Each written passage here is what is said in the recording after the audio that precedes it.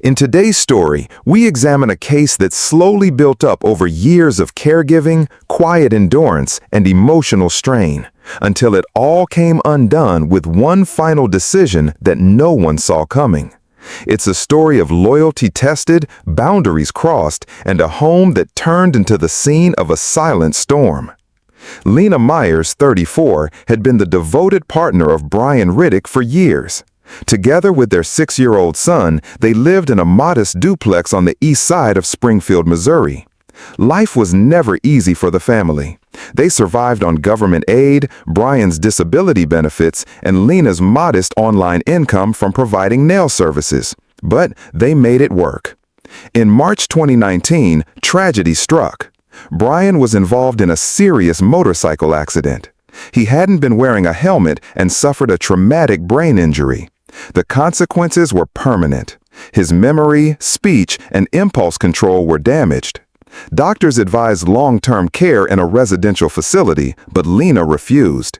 She decided to care for him herself, at home. For the next 5 years, Lena turned her life into full-time caregiving.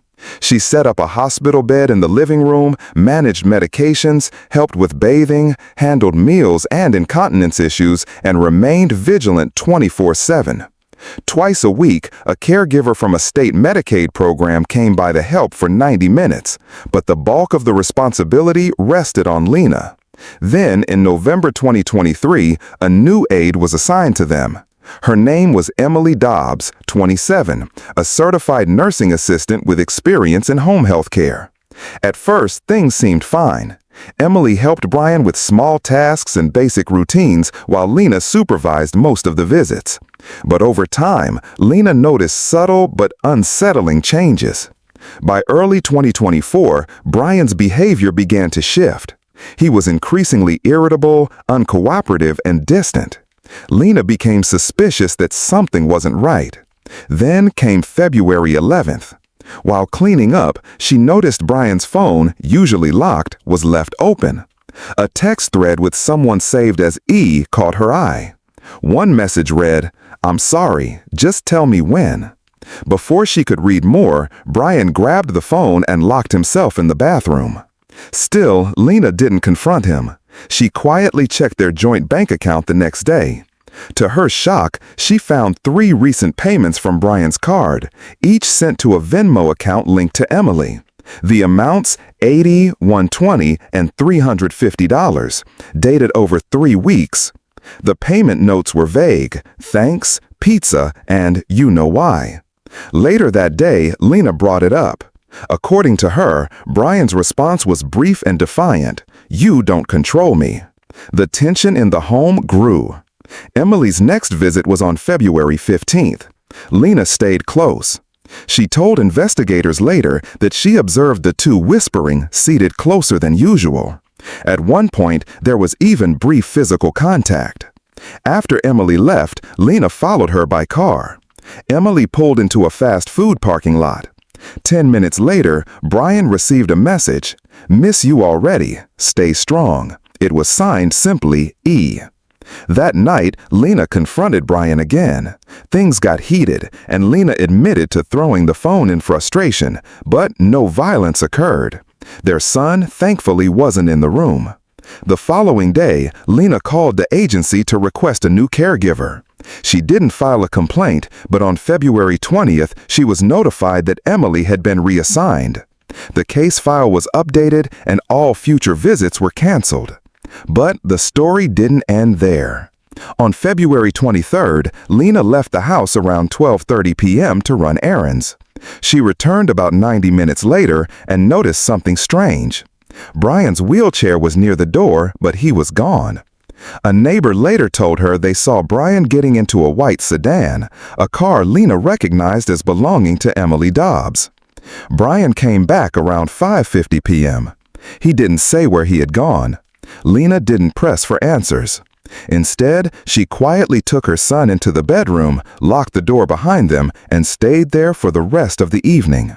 What had started as a story of caregiving and commitment had quietly transformed into something far more complicated.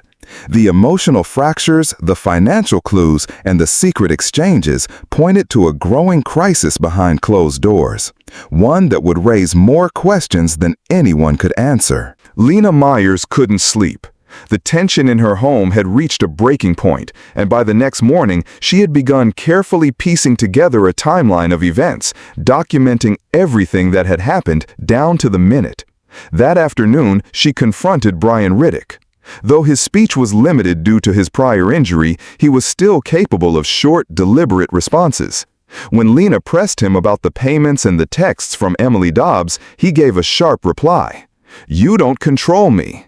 It was the first time he'd ever spoken to her in a hostile tone since his accident years earlier. Emily's next scheduled visit came on February 15th. Lena, determined not to miss anything, stayed inside the house for the full 90-minute session. In a statement she later gave to police, Lena described Emily's behavior during that visit as overly familiar, sitting unusually close, whispering, and touching Brian in ways she felt were unnecessary for care. Lena didn't intervene at the time, but observed quietly from the kitchen and hallway. After the session ended, Lena followed Emily by car. She watched as Emily parked at a fast food lot just off Glenstone Avenue. Lena didn't approach. Instead, she waited. Around 10 minutes later, Lena saw a notification flash across Brian's phone screen back at home. "Miss you already. Stay strong. E." That evening, Lena confronted Brian again. According to her account, he laughed at her. In frustration, she threw his phone across the room. There was no physical altercation, and their son was not present during the incident. The following day, February 16th, Lena called the care agency handling Brian's Medicaid services. Without filing a formal complaint or citing any misconduct, she simply requested that Emily Dobbs be removed from their case. Her request was processed on February 20th, and the agency confirmed that Emily would no longer be assigned to Brian's care. While they intended to assign a new aide, no future visits were scheduled at that time. 3 days later, on February 23rd, Lena left the house shortly after 12:30 p.m. to go grocery shopping. When she returned about 90 minutes later, something was off. Brian wasn't in the living room or bedroom. His wheelchair was by the front door, locked in place, but he was gone. Concerned, Lena began calling for him and checked around the property. A neighbor soon told her that around 1:50 p.m., they had seen Brian leaving the house with assistance and getting into a white sedan. The car belonged to none other than Emily Dobbs. The neighbor reported seeing no one else in the vehicle. The pair returned nearly 4 hours later. Lena remained inside as she watched Emily help Brian back into the house. The two women didn't exchange a single word. Emily left shortly after assisting him through the door. Lena didn't ask where they had gone, and Brian didn't volunteer an explanation. At that time, Brian's condition still required full-time support. Though he could move with help, he wasn't able to enter or exit vehicles safely on his own. Agency policy explicitly prohibited caregivers from transporting clients in their personal vehicles, something the agency only learned about after an investigation was opened. When questioned later, Emily admitted that Brian had reached out to her directly asking for a ride. She acknowledged that giving him a lift violated the rules, but insisted it was a personal favor, not a professional duty. She denied anything inappropriate happened and refused to disclose the destination. On February 24th, things took a darker turn. Lena sent a direct text message to Emily. It read, "You've ruined everything. I hope he hits you too." According to phone records, it was the only time Lena ever contacted Emily directly. Emily's reply was brief. "You don't know what you're talking about." There were no further exchanges. Later that night, another confrontation unfolded. Lena told police that Brian tried to access her laptop. She blocked him physically, refusing to let him touch it. Brian reacted with frustration, yelling incoherently. Due to his speech limitations, Lena couldn't make out the words, but the tone and volume were aggressive. At one point, Brian knocked over a chair. No injuries were reported and no physical assault occurred, but the situation had clearly escalated. This wasn't just a household under strain, it was a powder keg waiting to explode. On the evening of February 25th, Lena Meyers made the decision to let her young son sleep in her bedroom. She spent the night alone on the couch. Just after 6:40 p.m., there was a knock at the door, unexpected and unannounced. Standing outside was Emily Dobbs. According to Lena, she hadn't been expecting anyone, but upon seeing Emily at the door, she let her in. What followed was a tense exchange. Both women later told investigators that the conversation quickly became confrontational. Neighbors would later report overhearing raised voices, but said there were no obvious signs of a physical fight. Still, when police later interviewed Emily, she had a visible bruise just under her right eye. Emily claimed she had come to return some of Brian's belongings, items he had supposedly left behind in her car. She also insisted that Brian had invited her over and was aware she was coming. Lena, however, told a very different story. She said the visit was not only uninvited, but felt like an intentional attempt to provoke her. Police reviewed surveillance footage from a nearby camera. It showed Emily leaving the property less than 9 minutes after she arrived. In a follow-up interview, Emily made a cryptic comment. "He got angry when I said I was done. I think he wanted her to see it." She did not elaborate on what done meant, but did admit she had planned to end communication with Brian that night. At the time, there were no legal protections or restraining orders in place between any of the involved parties. The next afternoon, February 26th, Lena left the duplex alone. She drove to a nearby Dollar General store about 2 miles from her home. At 2:14 p.m., security footage showed her inside making a purchase that would later become central to the case. Among the items she bought was a paring knife with a 3.5-inch stainless steel blade. She paid in cash and left shortly after. That night, the home was quiet. Their son was again put to bed in Lena's room. Lena remained in the common area. She later told investigators that she stayed awake well into the early morning hours. At 3:37 a.m. on February 27th, Lena called 911.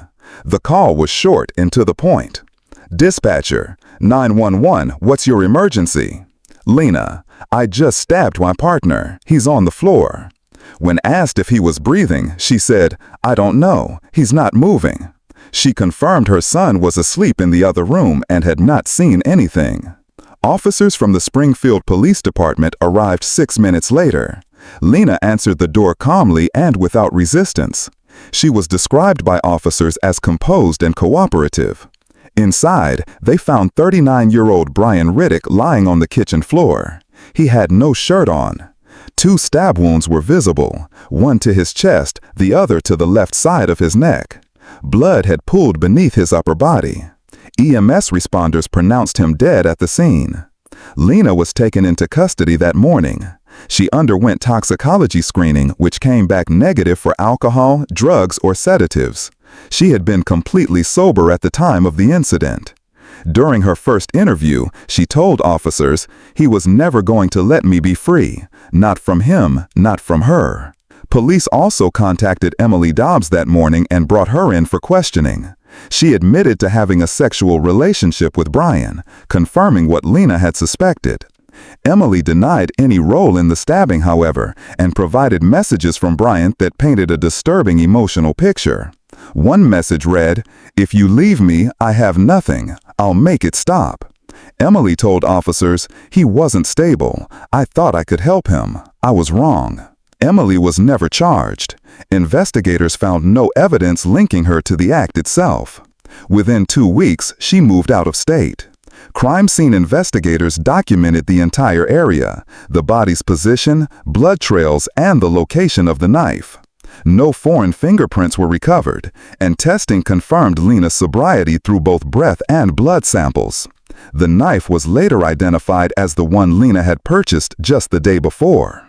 It was a grim end to a home already straining under years of pressure, and a final act that raised haunting questions about loyalty, control, and escape.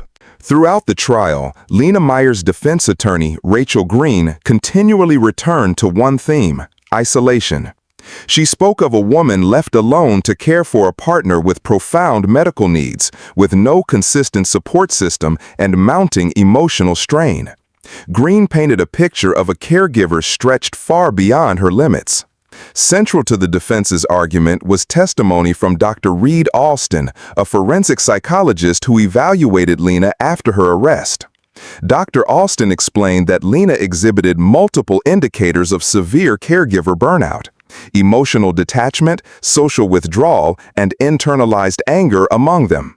However, he made one thing clear: Lena was not experiencing psychosis, nor was her ability to distinguish right from wrong impaired during the incident. Under questioning from the prosecution, Dr. Alston acknowledged that caregiver burnout, while real and serious, is not considered a diagnosable mental illness under legal standards. It does not absolve someone from accountability under the law. On May 16, Emily Dobbs took the witness stand. Under oath, she confirmed that her relationship with Brian Riddick had turned intimate during her visits to the home. When asked if she had intentionally caused friction between Lena and Brian, she denied it. She also claimed to have seen no threats or acts of violence in the household prior to the day of the stabbing. During cross-examination, the defense pressed her on why she hadn't reported Brian's mental state to her supervisors or to a healthcare provider, especially considering the emotional messages he had sent. Her response?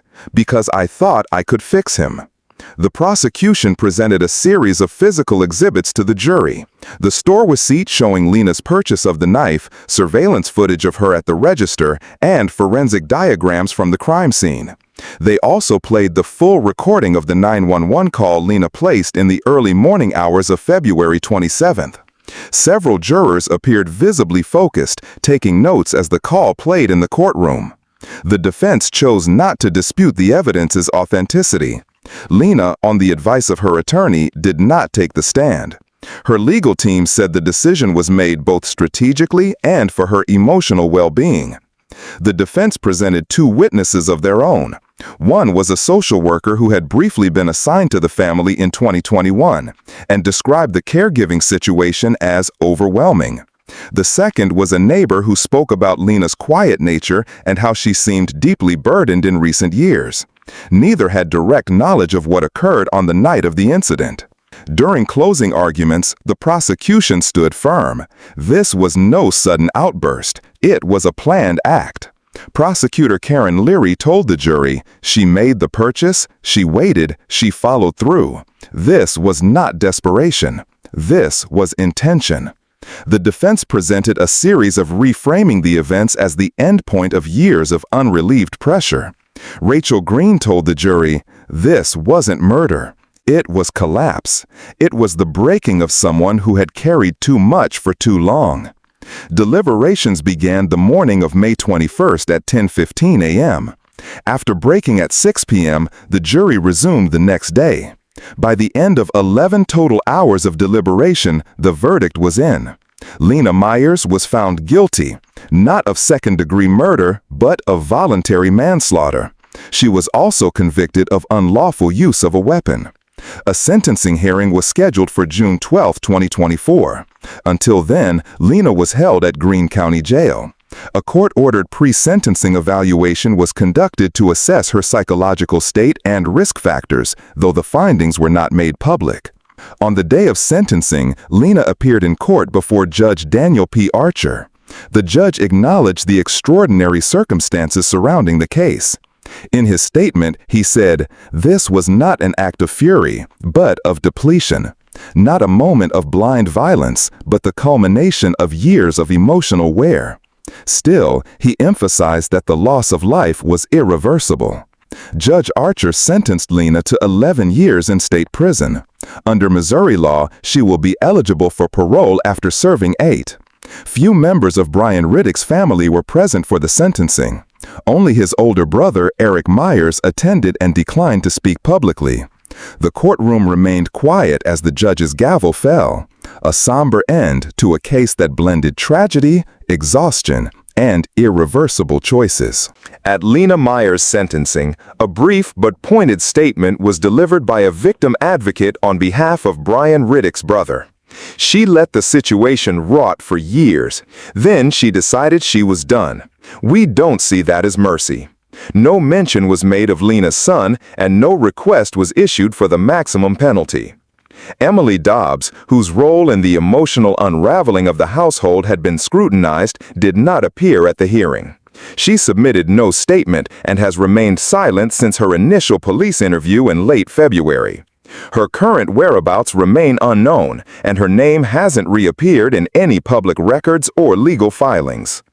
Lena chose not to address the court.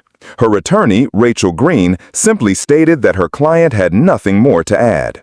Those present in the courtroom described Lena as expressionless throughout the proceedings. After the sentence was handed down, Lena was transferred from Greene County Jail to the Missouri Department of Corrections. She was processed and placed at Vandalia Correctional Center, a state facility for women located roughly 150 miles northeast of Springfield. As of fall 2024, she remains there. No appeal has been filed. Her son was placed in the care of maternal relatives in early March. Child Services required ongoing counseling and home monitoring as conditions of his placement. The boy's name has been kept out of all public case files, and the related family court documents remain sealed. By late April, the duplex where the events unfolded had been vacated. Utilities were shut off, the lease was terminated, and a cleaning crew, monitored by law enforcement, was brought in to remove all remaining items and sanitize the scene. No personal belongings were sold or made public. The property owner declined to speak to the media, and local residents offered no comments. Press coverage of the sentencing was minimal. The Springfield Independent published a June 13th piece titled "A Killing 5 Years in the Making," focusing on the psychological toll of caregiver burnout, a theme that defined much of Lena's trial. Other outlets offered brief updates but did not continue coverage. The knife used in the stabbing remains in law enforcement custody and is listed under sealed evidence in the Greene County Sheriff's inventory. It has not been scheduled for release or disposal. In July, former colleagues of Brian Riddick held a small memorial in a local park remembering him as he was before the accident in 2019. No relatives attended. No public records of burial or cremation have surfaced. Brian left behind no will and no estate. The case remains one of the few in Missouri where caregiver burnout was presented as a mitigating factor in a homicide conviction. While its legal impact is still unclear, experts suggest it may shape how future cases involving emotional strain are judged. The investigation is now closed. No further legal action is pending.